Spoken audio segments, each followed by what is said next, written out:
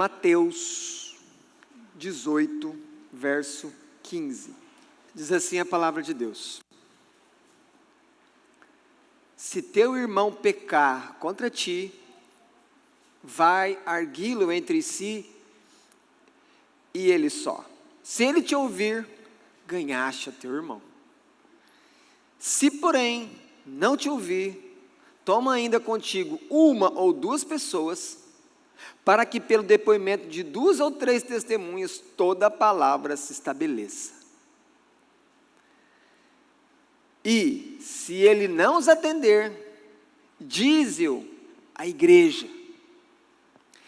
E se recusar a ouvir também a igreja, considera-o como gentil e publicano. Em verdade vos digo que tudo o que ligardes na terra terá sido ligado nos céus, e tudo o que desligardes na terra terá sido desligado nos céus. Em verdade também vos digo que se 2 dentre vós sobre a terra concordarem a respeito de qualquer coisa que porventura pedirem, ser-lhes-á concedida por meu Pai que está nos céus. Porque onde estiverem 2 ou 3 reunidos em meu nome, ali estou no meio deles. Amém. Vamos orar? Senhor, essa é a tua palavra, e nós estamos aqui para te ouvir as tuas verdades eternas. Senhor, que o teu Espírito esteja agora abrindo os nossos ouvidos espirituais para ouvir o que o Senhor quer tratar conosco, e que o nosso coração possa receber a tua palavra, e possamos praticá-la, possamos crer que ela vem de ti. Ó Espírito, nós não conseguimos sozinhos, por isso precisamos que tu nos ilumine agora, porque dependemos do teu auxílio para receber todas as bênçãos de Deus e entender o Evangelho, entender as palavras de Jesus, é uma das maiores bênçãos que um homem pode ter. Nos alimenta, Pai, com a tua palavra, nos dá de beber, em nome de Jesus, amém.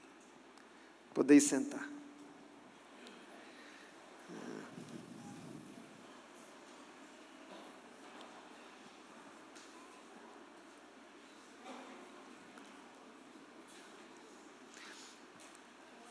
Paulo, escrevendo para Timóteo, ele fala que Deus só dá lei para transgressores.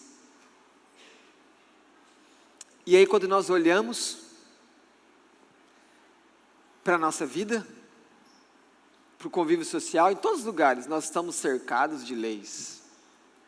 O que é esse monte de leis? Código Penal, Código Comercial, Civil, Tributário, o que tudo isso diz? Que nós somos rebeldes. Nós precisamos de códigos de lei para vários assuntos diferentes da vida. Isso denuncia a nossa rebelião, a minha e a sua. Mas, pela graça de Deus, somos salvos. Mas somos salvos para não andarmos como nós achamos que é melhor. Não, Deus nos chamou para fazer a nossa vontade. Deus nos chamou para fazer a vontade dEle. Ou seja, Deus nos chamou para sermos como Ele. Sede santos, porque eu sou santo. Mas, como nosso coração é mau, a nossa tendência natural é se desviar dos mandamentos e ordens de Deus. E às vezes, o desvio é tão grave, o desvio é tão odiondo diante de Deus, que ele se torna totalmente inaceitável, não somente perante Deus, porque perante Deus todo pecado é inaceitável. Senão eu estaria classificando pecados que Deus aceita, pecados que Deus não aceita. Não, Deus não aceita pecado nenhum. Até por isso que o padrão para ser salvo não é a minha capacidade de obedecer aos mandamentos, mas é crer naquele que obedeceu tudo, Jesus Cristo, Filho de Deus. Mas tem pecados que são tão terríveis que eles precisam ser tratados. Não são aqueles pecados que ficam entre nós e Deus, são pecados que acabam envolvendo a nossa família, pecados que envolvem a igreja, pecados que envolvem uma cidade inteira. Mas, quando nós pensamos nisso então, de que Deus é um Deus que disciplina, eu preciso pensar numa coisa. Por que Deus nos disciplina? Por que Deus falou, como nós ouvimos aqui agora pelas próprias palavras do Senhor Jesus, que a igreja precisa ter disciplina no seu meio? Por quê? Porque Deus não nos quer no pecado. Deus não vai deixar de trabalhar para nos separar do pecado. É por isso então que nós precisamos de disciplina. Porventura, você que pode olhar para a sua própria criação e educação que os seus pais te deram, vai ser impossível você falar que foi bem educado pelos seus pais, sem você ter que falar que você foi disciplinado algumas vezes, muitas vezes. Quem de nós não foi disciplinado pelos pais? Às vezes somos disciplinados na própria escola, os professores nos chamam a atenção, então é disciplina para todo lado, e isso tudo vem de Deus. A disciplina jamais poderia ter nascido no coração do homem, porque o homem não quer ter que prestar contas, e a disciplina é isso. A disciplina então vem de um Deus que é santo, e que quer nos tirar do caminho da ruína, da destruição, que não vai ter volta muitas vezes. Mas quando a gente fala de disciplina, a gente não está falando disciplina como, que disciplina que você estuda? Matemática, língua portuguesa. Não, a disciplina aqui é um processo de tratamento de Deus no nosso caráter, quando nós não queremos abandonar o pecado. E aí então a disciplina chega. Ela é uma exortação, ela é uma repreensão que a igreja precisa produzir com os seus membros, por causa de um pecado que aquele membro não quer abandonar. E isso é importante você entender desde agora. A maioria das disciplinas, elas vão acontecer porque o pecador não quer abandonar o pecado, ou seja, ele não quer se arrepender, ele não quer andar conforme o caminho de Deus, o caminho da santidade, e Deus não pode deixar os seus filhos andando assim, e Ele não deixa. Por isso que Jesus nos trouxe essa palavra: trata-o como gentil, trata-o como publicano, e a gente vai entender isso. Quando nós olhamos esse texto, os versos 15, 16, 17, nós entendemos que Jesus disse a nós que existe um processo para tratar um pecador que está ali ofendendo alguém. Se você voltar no verso 15, o que você vai perceber? Ali é o ofendido e o ofensor. Ou, se não for o ofendido, alguém que vai procurar o ofensor, esse pecador, para dizer para ele que ele precisa abandonar essa conduta pecaminosa, que aquilo vai dar problema. O texto diz que se ele já ouvir, ganhou o irmão, acabou. Não tem disciplina, acabou o processo. Ele se arrependeu, ele abandonou o pecado. Mas o verso 16 diz, fala, olha, se não ouvir aquele que foi até ele, então agora você pede ajuda. Arruma outra pessoa, ou quem sabe duas pessoas, e vai lá e conversa, tenta convencer o irmão. Conversa com humildade. Até porque quando você vai procurar alguém para convencer, ou para falar para ela que ela está errando, que ela está pecando, nós não podemos chegar ali como se estivéssemos vestidos da toga da justiça, porque só um é justo, só um senta no trono, é o Senhor. Nós temos que chegar na condição de pecadores, como aquele que queremos ajudar, e com humildade, com mansidão, com amor, com o coração transbordando de misericórdia, para que aquele irmão abandone o pecado. De preferência, quando eu vou para uma conversa dessa, meu coração tem que estar doendo, porque eu estou vendo que aquele comportamento, além de ser ruim para o meu irmão, está ofendendo meu pai. É assim que tem que ser a alma de alguém que seja para exortar. Mas Jesus continua, e no verso 17 ele diz, mas se não atender, ele diz, se recusar, aí o que ele fala? Aí ele fala, em outras palavras, abre um processo, leva para a igreja. Ou seja, aquele que eu estava tratando particular, não ouviu. Tratei a pessoa com 2, 3, não ouviu. Jesus diz, então agora leva para a igreja.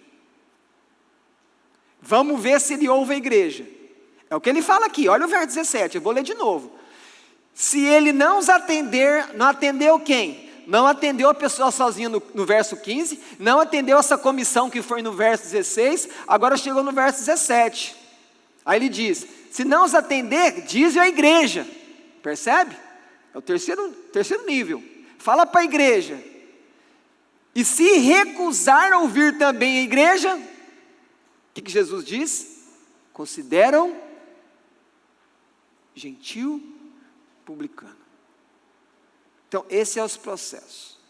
Então, olhando com um pouco mais devagar esses versos, quando eu olho o verso 15, eu preciso lembrar que quando eu vou tratar com alguém que está ofendendo, alguém que está numa situação de pecado que ele não quer abandonar, eu preciso chegar na situação de maneira discreta, de maneira humilde. Eu não tenho que dar publicidade, porque quando ele fala, vai arguí-lo entre ti e ele só. Quando Jesus fala, só o que está errando e você, o que Jesus quer dizer com isso? Seja discreto, não fica falando para as outras pessoas o que está acontecendo. Ou seja, lembre-se que você também é um pecador. Porque se alguma pessoa começa a querer expor os outros, sabe o que vai acontecer? Deus vai expor ela, os pecados dela. Então, é o primeiro ponto importante. E Paulo falou em Gálatas 6:1, que aquele que se julga espiritual e que vai chegar para corrigir alguém, que chega com brandura, palavras amenas.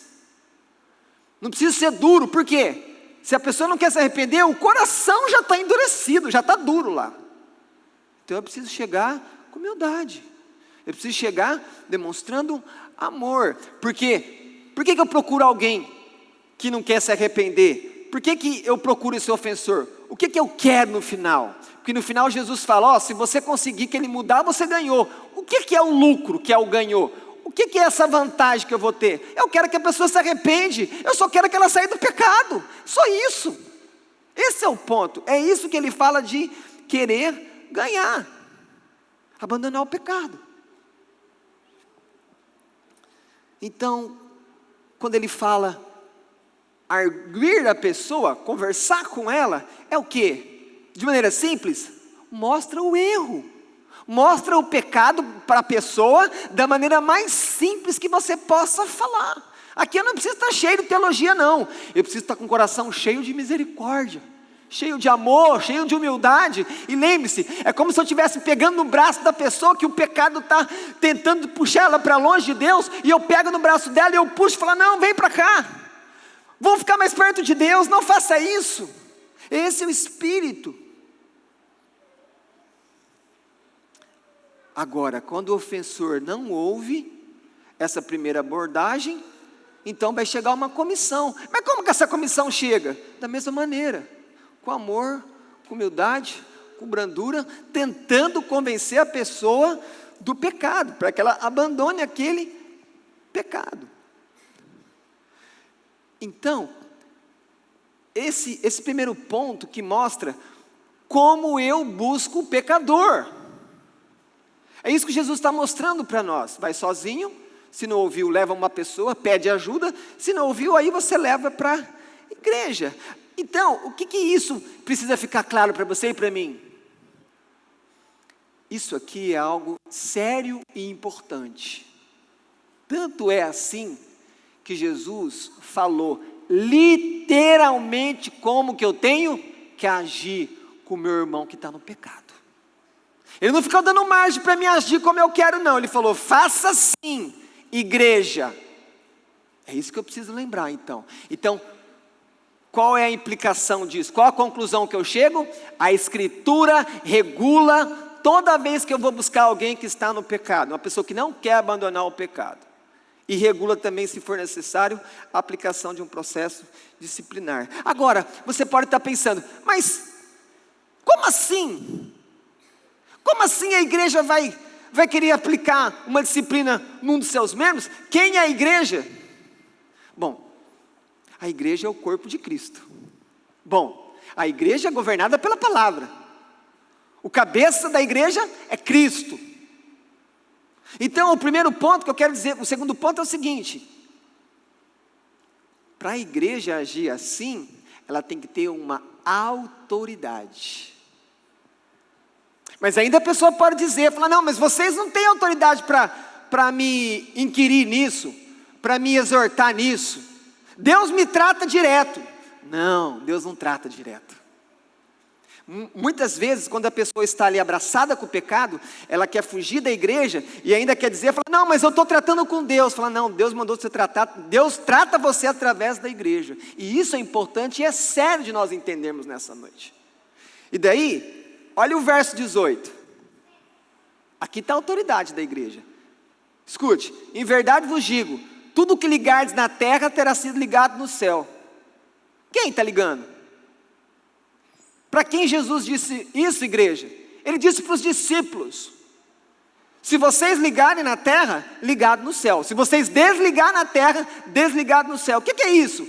Jesus está dizendo, o que vocês fizerem aqui, conforme a minha escritura, eu confirmo lá em cima. Isso é uma autoridade delegada. Quem está falando aqui? O próprio Senhor Jesus. Então a igreja tem uma autoridade delegada. Falamos em nome de Cristo. É importante entender essa base de autoridade. Quando você vê essa palavra ligar e desligar, você tem que lembrar de algo que foi falado no capítulo 16 desse mesmo evangelho. Chaves. O que chave faz? Abre e fecha. Mas também nós podemos pensar no interruptor. O que o interruptor faz? Ele liga e ele desliga. Então, veja bem, quando nós pensamos em ligar e desligar, o conceito aqui, que está na mente de Mateus, que escreveu esse evangelho, é um conceito de quê? A autoridade concedida à igreja. Quer ver uma coisa? Como é que uma pessoa é salva? A igreja recebeu de Deus, olha isso, a autoridade para pregar o evangelho. Então como que a pessoa é salva? Alguém que é da igreja, não precisa ser aqui, em qualquer lugar, quando ele prega em nome de Jesus, e ele é um representante da igreja. E quando essa pessoa prega, o Espírito vem e a pessoa se converte, o que acontece? Essa pessoa é salva. Mas percebam que ele está fazendo uma coisa na terra, e que está tendo contraponto aqui no céu. Você liga aqui e acontece lá. Porque senão Deus não precisaria da pregação para ter salvo você. Mas não, Deus usou a pregação. Então essa questão da autoridade da igreja está ligada até como que a gente recebe Cristo Jesus. A igreja tem autoridade para pregar. Por isso que você não vai para um hospital esperando que alguém vá pregar para você. Você não vai numa audiência na justiça esperando que ali tem alguém que vai pregar para você. Mas quando você entra numa igreja de Jesus Cristo, você espera ouvir a palavra dele. Porque é ali que ele fala, por meio da sua palavra. Então, se nós entramos no reino pela pregação da palavra, porque a autoridade está com a igreja, que prega o evangelho a todos, da mesma maneira, essa mesma igreja tem a autoridade para manter alguém, ou desligar alguém, através da membresia. A igreja mantém, ou então exclui essa pessoa, conforme o comportamento dela. É isso que Jesus está dizendo, numa questão de âmbito local. Poderia resumir assim: o que é decidido na igreja, na terra, tem consequências no céu. Vou repetir: o que acontece através da decisão da igreja, se a igreja segue a escritura, o que acontece na terra tem consequência no céu. O pastor não tem autoridade nenhuma, mas a palavra tem. E Jesus deu autoridade para nós como igreja. Assim fica claro que Deus vai agir nesse processo. Por acaso vocês vão negar que quando vocês procuram um líder da igreja, quando vocês procuram algum dos pastores da igreja aqui pastoral e vocês pedem oração, vocês vão pedir oração, vocês não creem que Deus pode responder aquela oração? Lógico que vocês creem, por isso que vocês pedem. Então se nós como igreja reconhecemos a autoridade, quando pedimos oração, que Deus ouve os pastores, e você acha que Deus não vai ouvir os pastores quando eles estiverem exortando também? Então o ponto também é válido, percebe isso? Deus ouve os pastores, e Deus traz as bênçãos, mas Deus também ouve os pastores, e Deus traz a exortação, a disciplina, a censura, faz parte. Wayne Grudem, um teólogo batista, diz assim: o relacionamento entre Deus e o membro ofensor será influenciado pela disciplina administrada pela igreja. O que é isso? Deus leva a sério o que a gente faz aqui. Nós acabamos de dedicar a vida da pequenina Lívia. Vocês creem nisso? Vocês creem que Deus recebeu a dedicação dessa garotinha? Eu creio, e eu sei que vocês também creem, porque vocês levantaram, vocês puseram as mãos, e vocês falaram, amém. Percebe? O que foi feito na terra, foi ligado no céu, aconteceu diante dos olhos de vocês. Então isso, Deus age conforme o que nós estamos fazendo. Deus leva a sério o que nós prometemos. Deus leva a sério o que nós estamos fazendo. Quando nós vamos batizar alguém, Deus leva a sério aquilo. Até porque quando a pessoa é batizada, ela tem acesso à membresia da igreja, e também ela pode agora se aproximar da mesa da ceia, para participar e receber as bênçãos do Senhor. Olha para o verso 19. Olha comigo o verso 19. Diz assim: em verdade também vos digo, que se dois entre vocês sobre a terra concordarem a respeito, aqui tem uma coisa importante, como é que vai ser esse processo de aplicar uma disciplina? Tem que ter uma concordância naquela comissão ali, disciplinadora, não pode ter um pensando uma coisa, outro pensando outra, falando, não, vocês têm que estar concorde. E quem vai resolver para a concordância? A palavra concordância aqui, como se fosse o seguinte: pensa músicos tocando. Quando músicos tocam, o que eles precisam? Eles precisam estar harmônicos uns com os outros, eles precisam tocar na mesma cadência, no mesmo ritmo. Então esse é o termo que o Espírito Santo deu para Mateus aqui. Então aqueles que estão à frente do processo, quando eles pedem alguma coisa para Deus, Deus ouve eles. Agora, por outro lado, os líderes aqui, os pastores, eles têm que orar por sabedoria para conduzir o processo. Eles também são pecadores. Eles têm que agir com amor. Eles têm que orar pelo arrependimento do pecador ou da pecadora. E eles têm que orar também por tudo aquilo que aquele processo vai gerar no meio da igreja. Isso tudo cabe a quem está conduzindo o processo. E o verso 20 é um dos versos mais fortes para demonstrar a autoridade de Jesus nesse processo de disciplina. Olhem o verso 20 comigo. Olha o que Jesus diz. E aqui, vocês já vão entender uma coisa interessante. Qual assunto nós estamos tratando aqui? Jesus está falando de um pecador que não quer se arrepender, não é? Foi uma pessoa, não ouviu. Foi 2, 3, não ouviu. Traz para a igreja, não ouviu. Jesus já deu as diretrizes como tem que agir. Então está claro aqui que Jesus está falando sobre disciplina na igreja. Aí chega o verso 20 e fala: onde estiverem 2 ou 3 reunidos em meu nome, ali estou no meio deles. Percebe 2 ou 3, que é a mesma quantidade que está lá em cima. 2 ou 3. Aí como que a gente usa esse versículo? A gente usa para adoração. Onde estiverem 2 ou 3 em meu nome, ali eu estarei. Jesus não está aqui recebendo adoração, não. Jesus está dizendo o seguinte: onde estiverem uma comissão da igreja, tratando um irmão meu, que eu morri por ele, mas ele está andando de maneira desordenada. Então onde estiverem essa comissão, veja, não é uma pessoa só, existe uma comissão, eu estou com vocês. Jesus está autenticando a autoridade da comissão, porque ele está falando, eu estou presente com eles. Isso é sério, gente. Isso é sério. Jesus está dizendo, eu estou ali, eu estou no meio deles.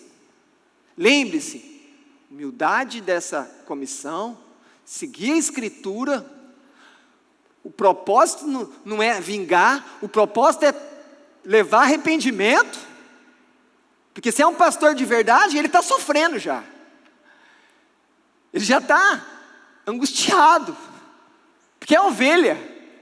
E a ovelha não é dele, é a ovelha de Cristo. Cristo morreu pela ovelha.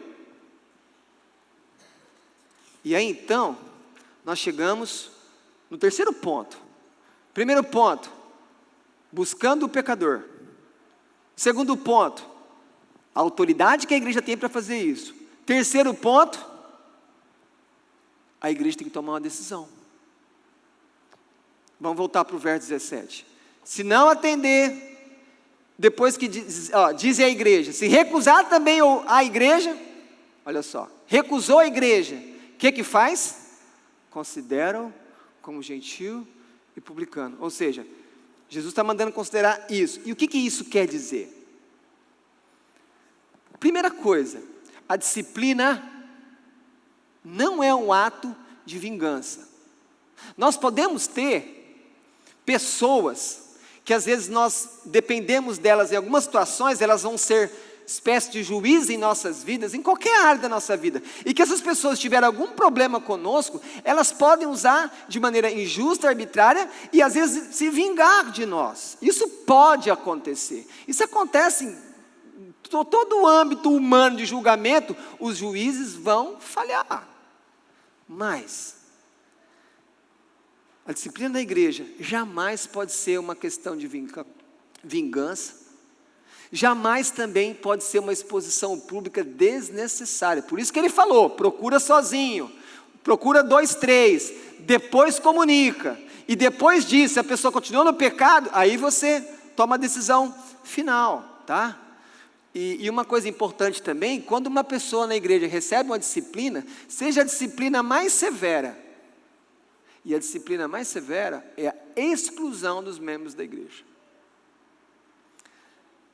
Quando isso acontece, eu quero alertar vocês, para não entenderem errado o texto, que se uma pessoa é excluída da igreja, a igreja não está dizendo com isso que ela perdeu a salvação, nem está dizendo que ela não é crente, porque só Deus pode dizer quem é crente. A igreja entende isso, mas se ela está sendo excluída depois de todo esse processo de aconselhamento, palavra, oração e aconselhamento, ela é excluída por quê? Porque ela não está se comportando como um cristão. E Jesus diz que a igreja tem que agir, porque ele não está mais andando de acordo com o evangelho.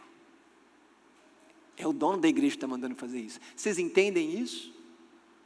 Porque a igreja não tem o poder para falar quem é salvo, quem não é salvo. A igreja não faz isso. A igreja recebe membros. A igreja pode excluir membros. A igreja faz a dedicação a Deus. A igreja faz o batismo. A igreja celebra. Mas nisso tudo é sempre Deus que age. Por meio da igreja, que é o corpo de Cristo. Agora, olhando esse verso 17 com mais calma. E se ele não os atender? O que está querendo dizer aqui? O pecador não quer escutar. Sabe o que isso aqui quer dizer? Quando diz que o pecador não quer escutar, na verdade, o que ele não está aceitando? Não é que ele não está aceitando o conselho de quem está procurando ele. Ele está recusando a própria palavra de Deus. É isso que ele está recusando. Ele não está ouvindo a revelação de Deus. Porque quando você vai aconselhar alguém, se é um aconselhamento bíblico, você precisa usar a palavra.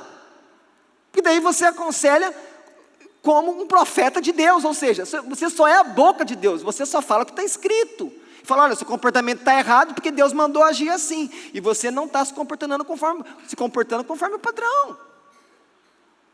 Então, quando a pessoa está endurecida no pecado, ela continua naquilo porque ela parou de ouvir a palavra de Deus. O coração dela está duro. Aí, ele continua, Jesus. E se recusar a ouvir também a igreja, veja, aqui já foi anunciado, e a pessoa continua recusando, ou seja, está recusando a própria igreja, da qual ela é membro, que ama ela. Aí sabe o que quer dizer se recusar aqui? É pior. Quando recusa ouvir a igreja, quando chega nesse ponto, o ponto aqui, o que a Escritura quer falar para nós nessa noite é o seguinte: a pessoa está ignorando o próprio Deus. Ou seja, antes ela estava não ouvindo a palavra, agora ela ignora o próprio Deus. Isaías 65:12 dá uma luz para a gente entender. Olha só, Deus falando, chamei. Deus falando, chamei, e não respondestes. Falei, e não ouvistes. Depois vem o quê? Depois vem o juízo de Deus. O profeta mostra aqui que o pecador voluntariamente ignora Deus. Quando a pessoa não quer abandonar o pecado, ele está ignorando a pessoa do próprio Deus. Isso é muito sério. O pecador demonstra que não creu no que ouviu. Por isso, por não crer no que está ouvindo, ele não obedece. Toda vez que você obedece algo de Deus, você está mostrando que a sua fé é verdadeira naquilo que você ouve, então você obedece. Não adianta eu ficar ouvindo a Escritura e não colocar em prática, porque Paulo fala que essa fé não é uma fé que salva. Ele fala que isso também é tipo das obras. Não, eu quero ver a sua fé através da sua o quê? Obediência. Literalmente, um pecador nessa situação que recusa ouvir a Deus, o pecador optou pelo pecado e se afastar de Deus. E aí então vem a consequência. Jesus diz, considera-o. O que quer dizer essa palavra aqui? Trata ele, olha para ele, trata ele como o quê? O que quer dizer um gentil e publicano? Nesse contexto aqui, quando você fala que alguém era gentil e publicano, o que Jesus queria dizer com isso? O que qualquer pessoa que estivesse ouvindo Jesus, e eu estou falando dos discípulos, quando eles ouvem Jesus aqui, o que eles têm que entender da palavra de Jesus? É muito claro e direto Jesus aqui. Ele está dizendo assim, meus discípulos, quando isso acontecer na igreja, trata essa pessoa como não convertido. Essa pessoa que continua no pecado, está mostrando que não me conhece, não tem relacionamento comigo. O meu espírito vai vir, mas o meu espírito leva à obediência, o meu espírito não leva a resistir. Quem resiste é o nosso coração que é mau. É isso que Jesus está dizendo. Você percebe? Jesus está dizendo que essa pessoa não é dele, não é convertida, não é salva. Mas lembre-se, eu estou falando de comportamento. Por quê? Porque um cristão pode ficar endurecido no pecado? Pode. Pode. Porque cristãos podem chegar ao ponto de ser excluídos da igreja, não quer dizer que ele deixou de ser cristão, não quer dizer que ele deixou de ser salvo, só que ele é excluído da comunhão, e aí Deus vai tratar com ele. Aí ele perde acesso à ceia, ele perde o pastoreio dos pastores, ele perde a comunhão dos irmãos. O que é isso para um crente de verdade? É ruína, é derrota. E aí o processo vai ser o quê? Deus vai ter que vir com o bisturi, que só Deus tem, e vai tratar no coração, na alma dessa pessoa. Para fazer o que com ela? Para acabar com a vida dela? Não, para fazer ela voltar. Vocês não lembram da história daquele rei chamado Manassés? Que provavelmente foi o pior rei de Judá. Irmãos, eu vou falar só um pecado dele. Ele sacrificou os filhos a Moloque. Ele era rei em Jerusalém. Sabe que hora que ele se arrependeu e se voltou para Deus? Só depois que Deus mandou ele ser levado por uns ganchos, preso no corpo dele, mandou ele para o exílio, foi para a cadeia em outra nação. Quando ele chegou lá, ele se quebrantou, orou e Deus perdoou e ele voltou. Mas foi uma disciplina. Manassés só conheceu o Senhor porque ele entrou na disciplina. Percebe isso? É Jesus que está falando para considerar ele assim. Porque senão parece, fala, nossa, vocês não têm misericórdia? Fala, não, a gente tem que ter misericórdia, mas lembre-se que no nosso coração a gente não quer ir por esse caminho. A comissão não quer chegar nisso, porque a gente fica assim, não, Deus, misericórdia, misericórdia, misericórdia, Deus, dá um jeito, Deus, vem aqui, Deus, mas tem hora que não. Então, dentro de nós existe uma tensão, misericórdia e justiça. Deus não tem tensão nenhuma, porque da mesma maneira que Ele é justo, Ele é cheio de misericórdia, e isso nele é uma coisa só, não tem tensão nele, a tensão é no nosso coração. É isso que Jesus está dizendo. A pessoa mesmo está se declarando como um não seguidor de Jesus. E aí então, a igreja, por meio da comissão, vai tomar essa decisão. Agora me escutem aqui. Por que a gente tem que disciplinar um membro da igreja? Deixa eu dar 4 motivos para vocês, porque um membro precisa ser disciplinado. Me escutem aqui com atenção. Primeiro, o primeiro motivo para disciplinar alguém: corrigir esse membro com amor, humildade e misericórdia. Para quê?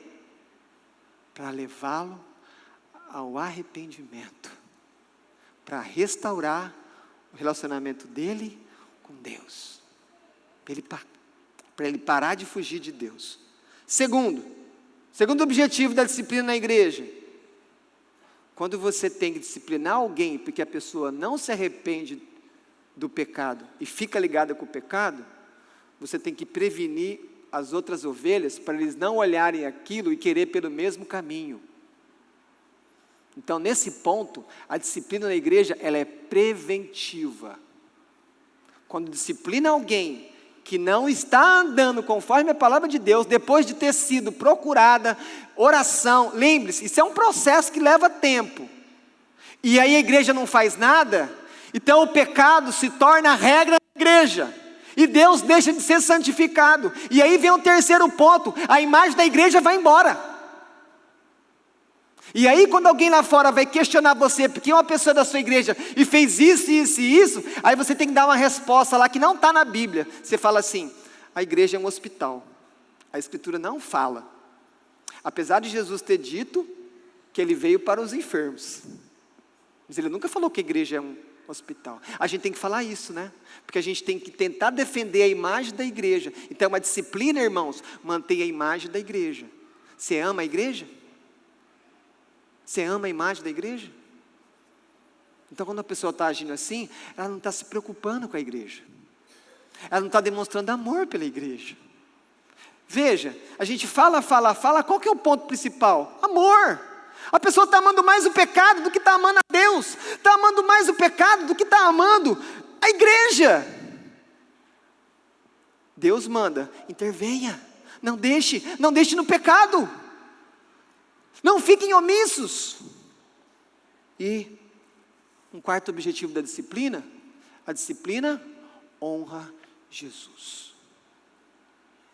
Jesus é santo, Jesus não tolera o pecado. Vocês sabem qual que foi a disciplina para Ananias e Safira? Lá em Atos 5, quando estava no começo da igreja. Você lembra qual que é a disciplina que Deus aplicou neles? Eles mentiram para a liderança. Vocês acham que era a liderança que matou eles? Não foi.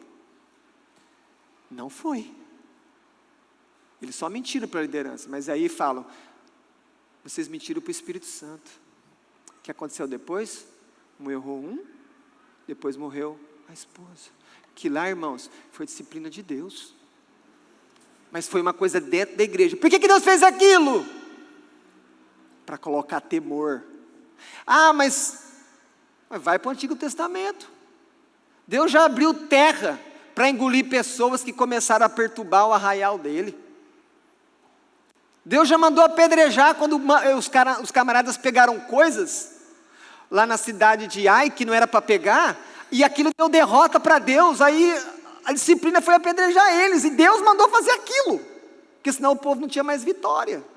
Irmãos, o pecado, ele traz derrota para nós, mas o arrependimento é aceitável diante de Deus. Nós estamos numa noite ceia. A disciplina, ela é sempre redentora. Por quê? Porque ela busca livrar o pecador do pecado.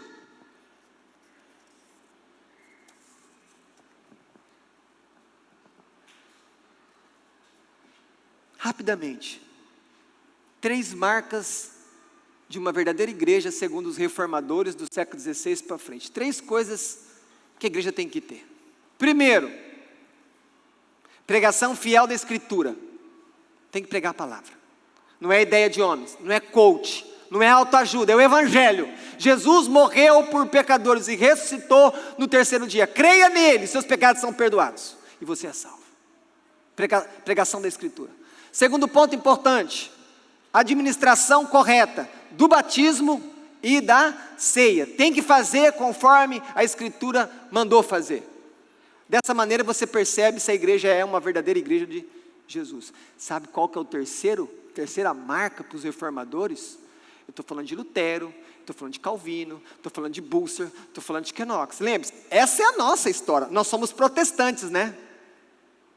A terceira marca é: a igreja verdadeira aplica a disciplina quando os seus membros ofendem a Deus. Nossa, pastor, então todo mundo vai ser disciplinado. Fique tranquilo, nós já somos disciplinados por Deus todo dia. Fica tranquilo. Deus me disciplina, Deus disciplina você em todas as circunstâncias. Você não está entendendo, Deus já está lá te disciplinando por alguma coisa que aconteceu. Mas esse caso aqui é uma pessoa que não quer largar o pecado.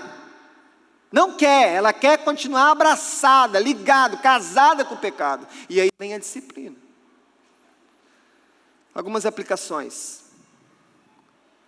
Primeiro, olhem para cá. Deixa eu falar para vocês como pastor. E aqui, está a equipe pastoral. Eu não estou falando sozinho, escute isso. Aplicar a disciplina é uma das coisas mais dolorosas no coração de um pastor. Porque ele está fazendo isso com pessoas que ele ama. Pessoas que ele convive, pessoas que ele come junto, pessoas que ele visita. Nunca esqueça disso. Quando os pastores chegam nesse ponto, eles já estão lá dentro, profundamente entristecidos. Mas, se são pastores, eles devem obediência a Deus. Mesmo que às vezes a igreja nem concorde com eles, eles vão ser julgados por Deus, não pela igreja. E eles têm que ser fiel a Deus. Por isso que eles têm que ter cuidado de seguir a palavra. Então, a disciplina é dolorosa, mas ela é necessária. Por que é necessária? Porque a Escritura fala que tem que fazer. Por isso que a maioria das igrejas foge da disciplina. Porque a disciplina pode afugentar as pessoas. Fala, não, essa igreja que tem disciplina, eu estou fora. Não, isso aqui vai dar problema. Bom, se você não quer levar uma vida séria com Deus, então eu entendo esse pensamento. Mas se eu amo Jesus, eu quero alguém que me regula. Fala, você está errado. Não continua nesse caminho. Então é necessário porque a Escritura diz que tem que fazer. E aqui está a base da disciplina. A base da disciplina não é o estatuto da igreja que fala que tem que ter. A base da disciplina é a palavra de Deus. Deus mandou fazer. E quando não se faz a disciplina na igreja, a igreja vai começar a ficar doente, porque o pecado se torna permissível no meio dela. E aí vai parar de haver a distinção entre o povo que foi tirado do mundo para pertencer só a Deus e o mundo. Começa a ficar nivelado a mesma coisa, já não tem diferença. Cristo não brilha, a igreja não salga, perdeu a luz.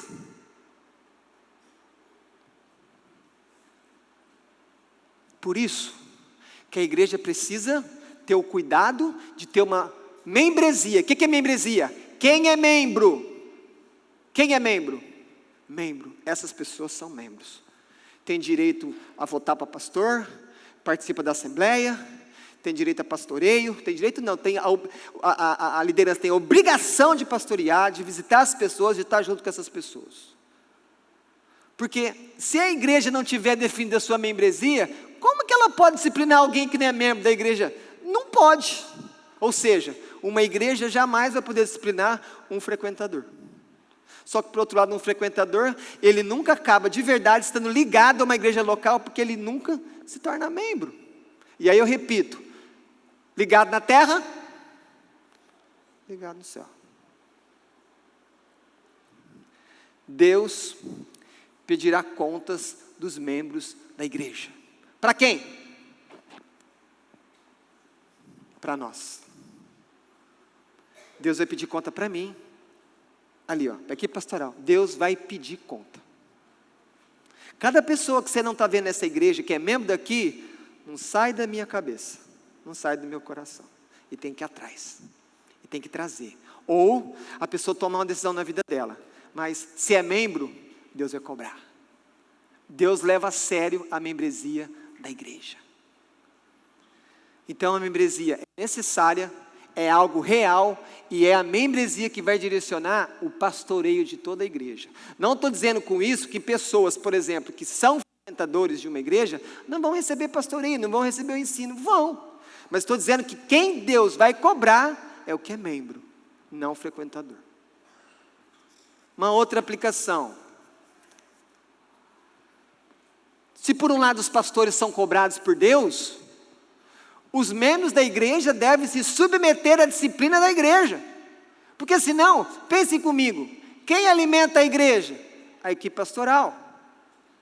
Quem que faz o pastoreio? A equipe pastoral. Quem que ajuda às vezes se alguém da igreja precisa de alguma coisa material? A igreja.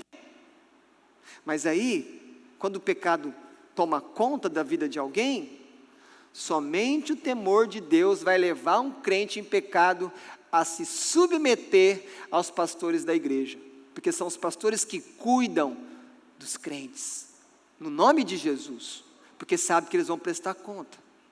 Então, isso não causa nenhum tipo de espanto, porque se já está ali tão ligado com o pecado, só é mais um pecado não se submeter à igreja, que ele faz parte, ele só coloca mais um pecado.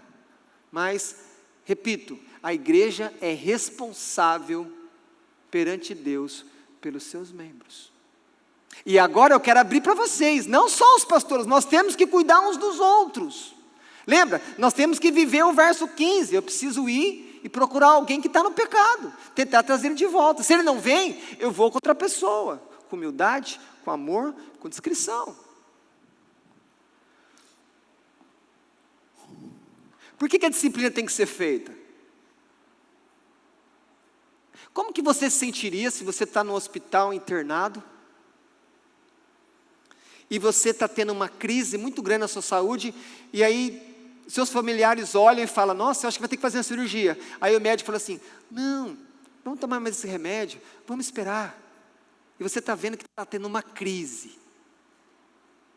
Tem hora que o médico ele tem que intervir numa crise grave. Então, eu quero aqui mostrar para vocês que quando há uma disciplina, isso é o cuidado da igreja pelos seus membros numa situação de crise espiritual e moral, buscando a restauração. Nós não podemos deixar nenhum de nós no pecado. Nós não podemos, nós não temos esse direito diante de Deus. Mas nós precisamos ajudar, nós precisamos ir atrás. Como eu já falei, a disciplina ela também é o testemunho da igreja para os de fora. E aqui deixa eu falar um negócio para vocês. Como que o testemunho, como que a disciplina na igreja é um testemunho evangelístico para quem está lá fora? Vou repetir. Como que a disciplina dentro da igreja é um testemunho evangelístico para quem está lá fora? E aqui eu explico. Deus manda pela palavra disciplinar os seus filhos. Ou seja, falou, ó, dentro da minha casa tem disciplina. Isso deve fazer os de fora, os que não têm Jesus, olhar, sabendo que um dia Deus vai vir para fazer disciplina, julgamento com o mundo todo. Então, quando alguém de fora vê um cristão sendo disciplinado, quem sabe pode ser uma oportunidade para ele abrir o coração e ele se voltar para Deus. Mas pode ser que não, que ele continue a vida dele. Mas a disciplina na igreja é um sinal que Deus um dia vai trazer julgamento, mas não só sobre a sua igreja. Lembrando aqui a disciplina hoje, mas eu falo julgamento, por causa dos pecados. Por fim, e eu quero que você preste atenção nisso, a disciplina é uma grande prova de que Deus nos ama. Quando eu olho para mim, e eu vejo que tem alguma coisa errada, e continua tudo bem, eu fico preocupado, por mais que eu tenha medo da disciplina também. Vou ser bem honesto com vocês, mas eu tenho mais medo, de repente perceber que nunca tem disciplina para mim, e falar, cadê meu pai? Cadê meu Deus? Porque se eu ando errado, como é que Deus me corrige? Deus corrige seus filhos, porque Ele nos ama. Ele não vai deixar você numa situação de pecado, não. Esse não é o nosso Deus, Ele é santo. Então, por mais que nós possamos passar por esse processo, no final eu tenho que entender que isso é um ato de amor. Deus não deixa ficarmos ali abraçados e morrer abraçados com o pecado, não. Por acaso algum de vocês vão deixar os seus filhos caminhar para a ruína? Quem de vocês vai fazer isso? Vendo que os seus filhos estão indo para o caminho errado, você não vai fazer nada, você não vai intervir. Lógico que vai, lógico que você vai disciplinar. As crianças percebem que os pais as amam quando elas recebem disciplina. Quando os pais falam não, isso elas sentem que tem alguém que se importa, tem alguém que põe limite, tem alguém que fala não. E é assim que a disciplina é, fala não, para com esse pecado, chega meu filho, chega, senão você vai ter problema, você vai ser exposto, não precisa disso. Por isso, eu aqui digo a vocês, que a disciplina é um ato de Deus, de amor, para não nos deixar no pecado.